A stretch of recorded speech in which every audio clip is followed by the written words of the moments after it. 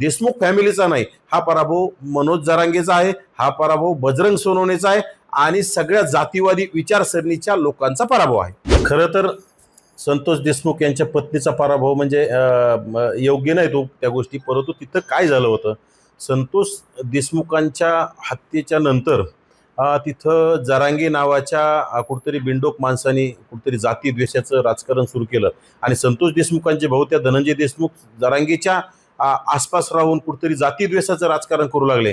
बजरंग सोनवणेच्या संपर्कात राहून जातीवाद वाढवण्याचं काम केलं.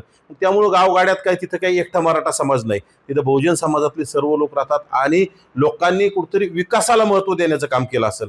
जाती द्वेषाला लोक कंटाळून गेले असतील. प्रत्येक गोष्टीचं समजा भावनिकतेचा विषय असतो, परंतु भावनिकतेच्या आडून जातीवादाचं राजकारण व्हायला नव्हतं पाहिजे आणि तिथं सातत्यपूर्ण जातीवादाचं राजकारण केलं आणि जातीवादामुळंच हा जरांगेच्या संपर्कात राहिल्यामुळं आणि खरं तर हा पराभव देशमुख फॅमिलीचा नाही, हा पराभव मनोज जरांगेचा आहे, हा पराभव बजरंग सोनवणेचा आहे आणि सगळ्या जातीवादी विचारसरणीच्या लोकांचा पराभव आहे.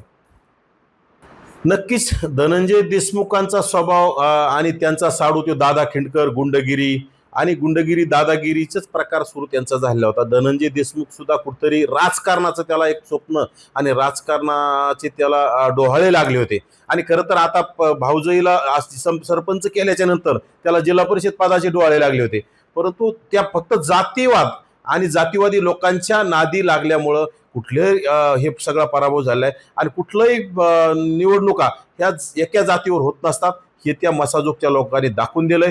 खरं तर धनंजय देशमुख आणि धनंजय देशमुखांच्या पॅनलमध्ये सगळं ते मराठा विचाराच्या जरांगीच्या बिंडोक जरांगी बिंडोक असणाऱ्या माणसाच्या पिलावळीची सगळी टीम होती आणि ह्या जे दुसरा स्वरूपानंद देशमुख आहेत, खरं तर ते दोन्ही देशमुख आहेत, पण स्वरूपानंद देशमुखांसोबत गावगाड्यातील बहुजन समाज सोबत होता आणि त्याचा तो विजय झालाय. कारण की जातीवादाला थारा न देता लोकांनी कुठेतरी भावनिकतेच्या आडून राजकारण करणाऱ्याला बाजूला करून स्वरूपानंद देशमुख यांचा विजय केलाय आणि कुठेतरी राजकारणाचे डोहाळे लागलेल्या आणि जिल्हा परिषदेचे डोहाळे लागलेल्या धनंजय देशमुखांचा हा मोठा पराभव म्हणावा लागेल, मनोज जरांगेचा पराभव म्हणावा लागेल.